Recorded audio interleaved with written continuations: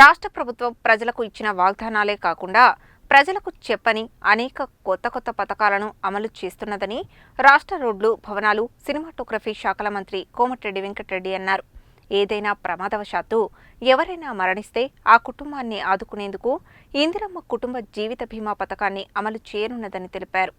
ప్రజాపాలన ప్రగతి ప్రణాళిక 99 రోజుల కార్యాచరణ ప్రణాళికలో భాగంగా శనివారం నల్గొండ జిల్లా కేంద్రంలోని ఉదయాదిత్య భవన్లో నిర్వహించిన నల్గొండ నియోజకవర్గ స్థాయి ప్రజాపాలన ప్రగతి ప్రణాళిక సమావేశానికి రాష్ట్ర మంత్రి కోమటిరెడ్డి వెంకటరెడ్డి ముఖ్య అతిథిగా హాజరయ్యారు. 99 రోజుల కార్యాచరణ ప్రణాళికలో భాగంగా ఇప్పటి వరకు గ్రామ, మండల స్థాయిలో కార్యక్రమాలను నిర్వహించడం జరిగిందని, రాష్ట్ర ప్రభుత్వం అధికారంలోకి వచ్చినప్పుడు మహిళలకు ఉచిత బస్సు సౌకర్యం, 200 యూనిట్ల వరకు ఉచిత విద్యుత్తు, 500 రూపాయలకు ఎల్పీజీ గ్యాస్ వంటి 6 గ్యారంటీలను ఇచ్చి అమలు చేస్తున్నదని, అంతేకాక ఇవ్వని వాగ్దానాలు దేశంలో ఎక్కడా లేని విధంగా పూర్వ ప్రాథమిక విద్య నుండి ఇంటర్మీడియట్ వరకు ప్రభుత్వ పరంగా మధ్యాహ్న భోజనం అందించనున్నదని తెలిపారు. ఉదయం రాగిజావా, మధ్యాహ్నం భోజనం, సాయంత్రం సమయంలో అల్పాహారం కూడా ఇవ్వడం జరుగుతుందన్నారు. ఏదైనా ప్రమాదవశాత్తు ఎవరైనా మరణిస్తే ఆ కుటుంబాన్ని ఆదుకునేందుకు ఇందిరమ్మ కుటుంబ జీవిత బీమా పథకాన్ని అమలు చేయనుందని తెలిపారు. ఇది తెలంగాణలో విప్లవాత్మకమైన పథకం అని అన్నారు. ఈ పథకం కింద సంవత్సరంలో 1,400 కోట్ల రూపాయలు ఖర్చు చేయనుందని తెలిపారు. వైఎస్ రాజశేఖర రెడ్డి ముఖ్యమంత్రిగా ఉన్న సమయంలో ఉచిత విద్యుత్తు, రాజీవ్ ఆరోగ్యశ్రీ పథకాలు అమలు చేయడం జరిగిందని, తిరిగి తమ ప్రభుత్వం రేవంత్ రెడ్డి నాయకత్వంలో ఇందిరమ్మ జీవిత బీమా పథకాన్ని అమలు చేస్తున్నట్లు చెప్పారు. ఉచిత బస్సు పథకం కింద 2,86,00,000 మంది మహిళలు బస్సులలో తిరగడం జరిగిందని, ఉచిత విద్యుత్ కింద 5,000 కోట్ల రూపాయలను ప్రభుత్వం చెల్లించిందని చెప్పారు. నల్గొండ పట్టణంలో రామగిరి టెంపుల్ నుండి దేవరకొండ రోడ్డు వరకు 15 కోట్ల రూపాయలతో రోడ్డును అభివృద్ధి చేస్తున్నామని, జాబ్ మేళా ద్వారా 5,000 మంది నిరుద్యోగ యువతకు ఉద్యోగ అవకాశాలు కల్పించి అపాయింట్మెంట్ ఆర్డర్లు కూడా ఇస్తున్నట్లు చెప్పారు. న్యాక్ కేంద్రం ద్వారా టైలరింగ్, మెకానిక్, ఇతర ట్రేడులలో శిక్షణ ఇచ్చేందుకు చర్యలు చేపట్టడం జరిగిందని, ఇంకా మరిన్ని కోర్సులు ప్రవేశపెడతామని తెలిపారు. మహిళలకు ఆసక్తి ఉన్న వారందరికీ ప్రత్యేకించి మిషన్ నేర్చుకున్న వారందరికీ కుట్టు మిషన్లు ఇస్తామని చెప్పారు. నల్గొండ నియోజకవర్గంలో 740 మంది ఇందిరమ్మ ఇండ్లు పొందిన లబ్ధిదారులు ఇంకా ఇండ్లు మొదలు పెట్టలేదని, ఈ నెలాఖరు నాటికి చేపట్టిన ఇందిరమ్మ ఇండ్లన్నీ పూర్తి కావాలని, ఎవరైనా ఇండ్లు నిర్మించుకునేందుకు ఇష్టం లేనట్లయితే తక్షణమే రాతపూర్వకంగా రాసి ఇవ్వాలని, అలాంటి జాబితాను సోమవారం నాటికి సమర్పించాలని అధికారులను ఆదేశించారు. అలాంటి వారి స్థానంలో కొత్త లబ్ధిదారులకు ఇందిరమ్మ ఇండ్లు కేటాయించడం జరుగుతుందని, జూన్ నుండి మరో విడత ఇందిరమ్మ ఇండ్లు పొందేందుకు అనుమతి వస్తుందని, అందువల్ల మే చివరి నాటికి నిర్మాణం చేపట్టిన ఇండ్లన్నీ పూర్తి చేయాలని ఆదేశించారు.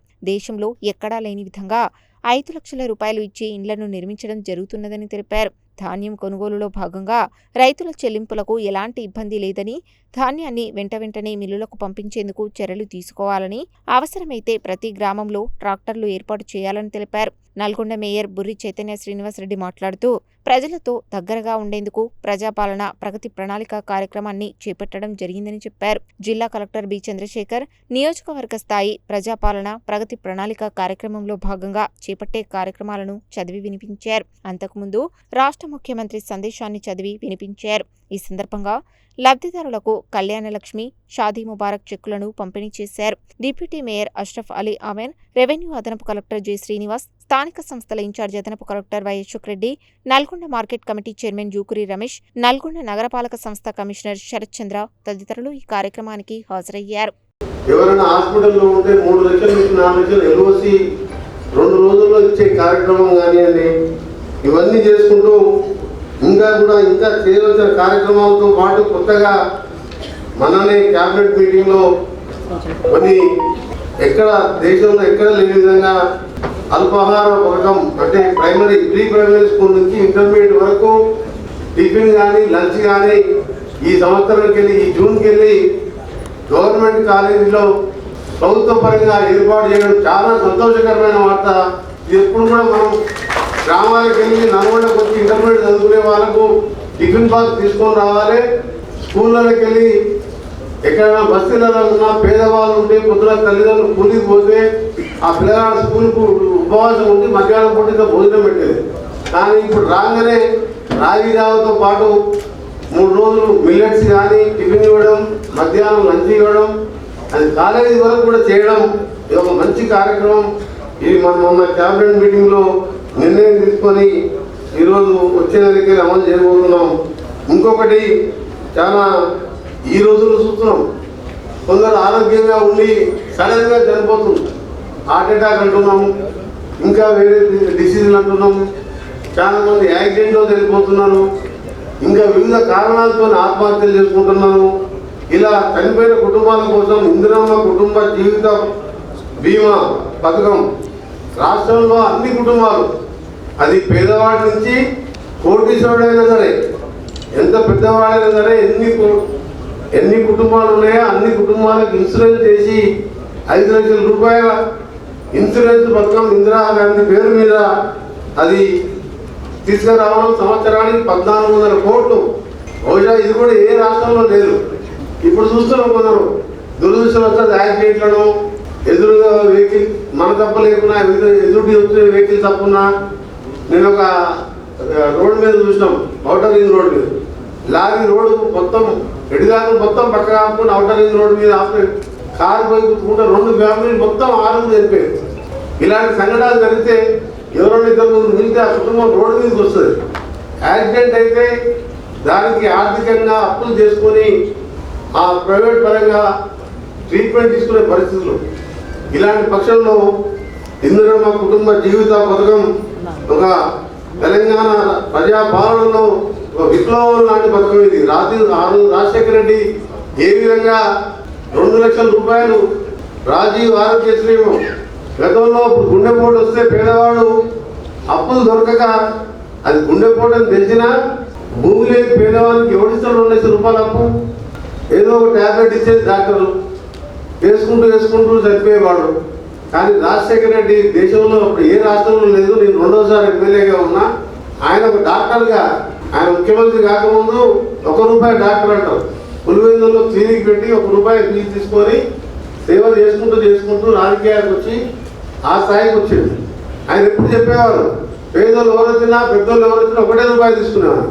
ఆయనకు ఆలోచన వచ్చింది, సరే ఇవన్నీ మనం ఉచిత కరెంట్ ఆయన ఇస్తా అంటే ఎవరు నమ్మలే, అది ఇచ్చినాం. ఇంకా ఏం చేయాలి, పేదోళ్ళకి సంబంధించి ఏం చేయాలి ఆలోచించి వాళ్ళందరితో చర్చించి కార్డు చూపించగానే అపోలో హాస్పిటల్లో కూడా కూలీ చేసుకునేవాడు కూడా కోటీశ్వరులు పక్క షూట్లో కూర్చొని గుండె ఆపరేషన్ చేసుకొని వాళ్ళే ట్రాన్స్పోర్ట్ ఛార్జ్ మనం వచ్చే బస్ కిరాయి పైసలు ఇచ్చి పంపించే విధంగా భారతదేశంలో, అమెరికాలో కూడా లేదు అప్పుడు. ఆ తర్వాత ఒబామా ప్రెసిడెంట్ అయినప్పుడు పెట్టిండు అది ఒబామా కేర్ అని.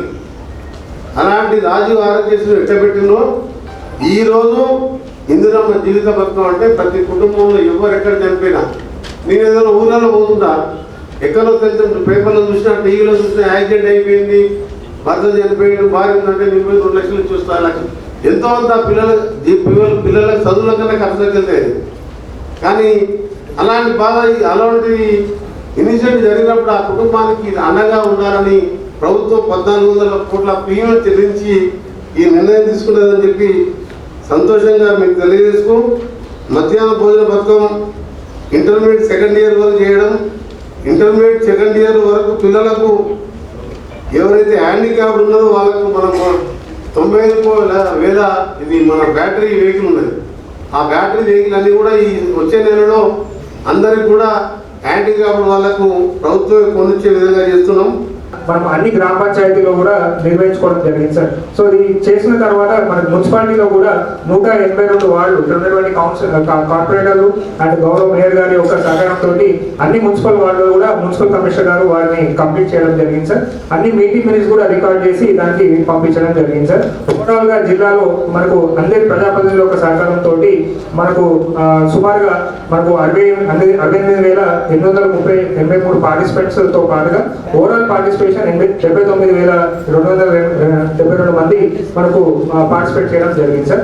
సో ఇది మనకు ఆ రోజు మన గ్రామ సమితి తమరు వచ్చినప్పుడు 2nd రోజున ఏర్పాటు చేస్తున్నటువంటి కార్యక్రమం సార్. సో దీంతో పాటు సార్ మనకు అన్ని అధికారులు కూడా ప్రతి గ్రామంలో ప్రతి మండలంలో కూడా జిల్లా అధికారులు మండల స్పెషల్ ఆఫీసర్లు అందరూ కూడా మన గ్రామ సర్పంచులతోటి కార్యక్రమాలు అనేది నిర్వహించారు సార్. సో ఇటు నాగపల్లి మండలంలో ఎస్పీ గారు వెళ్ళారు సార్. అలాగే బాడుగులపల్లిలో అనుమలలో అన్ని చోట్ల కూడా ఈ కార్యక్రమాలు అనేది సార్.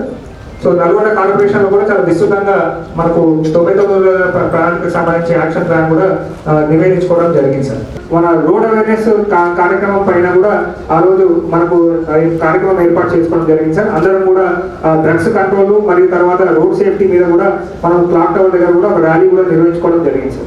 సో మనకు ఎస్ఏ రైటింగ్ కాంపిటీషన్స్ అట్లాగే డ్రగ్ అబ్యూస్ మీద కూడా ఎలక్ట్రీషియన్స్ కాంపిటీషన్స్ నిర్వహించుకోమన్నారు సార్. సో అది కూడా అవేర్నెస్ మీటింగ్ కండక్ట్ చేసుకుంటూ అది కూడా కార్యక్రమాన్ని నిర్వహించి అందరు విన్నర్స్ అయినటువంటి వాళ్ళకందరూ కూడా డిస్ట్రిబ్యూషన్ చేయడం జరిగింది sir. So mandal level municipality level programme conduct చేశాం సార్. అలాగే అరైవ లెవెల్లో భాగంగా సార్ మనము అందరు ఎవరైతే హెల్మెట్లు ధరించలేదు అండ్ వాళ్ళందరినీ కూడా రోజు అందరినీ కూడా డిప్యూటీ కమిషనర్ ట్రాన్స్పోర్ట్ అందరినీ కూడా వాళ్ళ ఆఫీస్కి పిలిపించారు సార్. పిలిపించి హెల్మెట్ ఎవరైతే ధరించలేదో వాళ్ళందరూ కూడా కౌన్సిలింగ్ ఇచ్చి అందరికీ కూడా హెల్మెట్ ధరించాలని చెప్పి వారికి అరైవలో భాగంగా మనం చేయడం జరిగింది సార్. దీనిలో ట్రాన్స్పోర్ట్ డిపార్ట్మెంట్ వాళ్ళు చాలా బాగా చేశారు సార్.